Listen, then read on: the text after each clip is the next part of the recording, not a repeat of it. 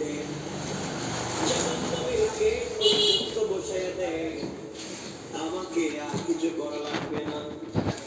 আল্লাহ রাব্বুল ইজ্জতুল জালাল জানতে চাইলেন গোলাম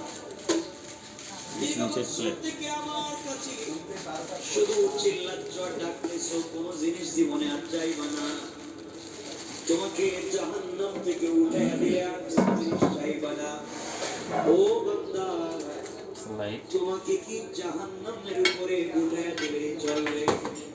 বান্দা জাহান্নামের উপরে উঠে গিয়েছে, ফেরেশতারা তাকে রেখে দিয়েছেন দীর্ঘদিন, এভাবেই চলে যাচ্ছে। আবার চিৎকার করে কান্না করবে আর বলবে, আল্লাহ তাআলা আমনি আপনি দয়া করে জাহান্নামের থেকে আমাকে উঠালে, জাহান্নামের ওগুলা কি পর্যন্ত বসায় রেখেছেন। আল্লাহ তাআলা ওখান থেকে জান্নাতের গেট দেখা যায়, জান্নাতের ভিতরে তোমার বান্দারা ঘুরে আমি দেখতে পাই।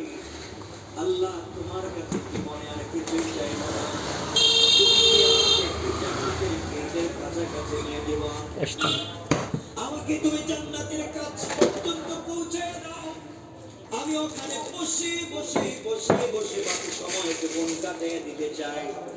আল্লাহ তাআলা বলবে, বান্দারে এটাই কিন্তু তোমার চাওয়া শেষ, আর চাইতে পারবা না।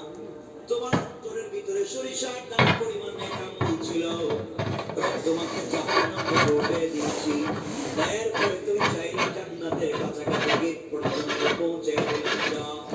ওখানে থেকে পৌঁছে দেওয়া হয়, জান্নাতের গেট যখন খুলে দেওয়া হয়, জান্নাতের নিয়ামতের সুবাসগুলো তার বডিতে লাগে। আল্লাহু আকবার বলেন। তার বডিতে জান্নাতের সুবাস লাগতে থাকে, জান্নাতের নিয়ামতগুলো লেগে যায়। জান্নাতের ভিতরে তাকায় দেখে তার কত বন্ধু দুনিয়ার জমিনে ঠিকমতো সালাত পড়েছে, সে টাকা বিদ্রোহ করেছে, সে তার পাশের দোকানি নামাজ পড়ার কারণে আজকে জান্নাতি। তার ঘরের পাশের লোকটা গরিব ছিল, তিন বেলা খেতে পারতো না, আজকে জান্নাতি। আর তিনি দুনিয়ার জমিনে কোটি টাকার দালানে ঘুমাইছে, আজকে জাহান্নামী। তাকে দেখতেছে কত গরিব মানুষ জান্নাতে ঘুরে, তার সহপাঠী কত বিজনেসম্যান জান্নাতে ঘুরে, সে জাহান্নাম থেকে উঠে আসছে, জান্নাতের গেটে বসে বসে কান্দে। আল্লাহ রাব্বুল ইজ্জতুল জালাল তাকে বলছেন, বান্দা এবার কান্না করো, ব্যাপার কি? গোলাম ডাক দিয়া বলছে, আল্লাহ তাআলা আমি কান্না করি শুধু আপনার জন্য, আমার জন্য কান্না করো কেন? আয় আল্লাহ তাআলা এই জন্য কান্না করি, আমি তো গুনাহগার, আপনার নাম তো আজিজুল গফফার। আয় আল্লাহ তাআলা আপনি আমাকে জাহান্নাম থেকে উঠিয়ে দিয়েছেন, জান্নাতের গেট পর্যন্ত পৌঁছে দিয়েছেন। আয় আল্লাহ তাআলা এত কিছু আপনি আমাকে করে দিয়েছেন, আমি জীবনে আর কোনো জিনিস চাইবো না।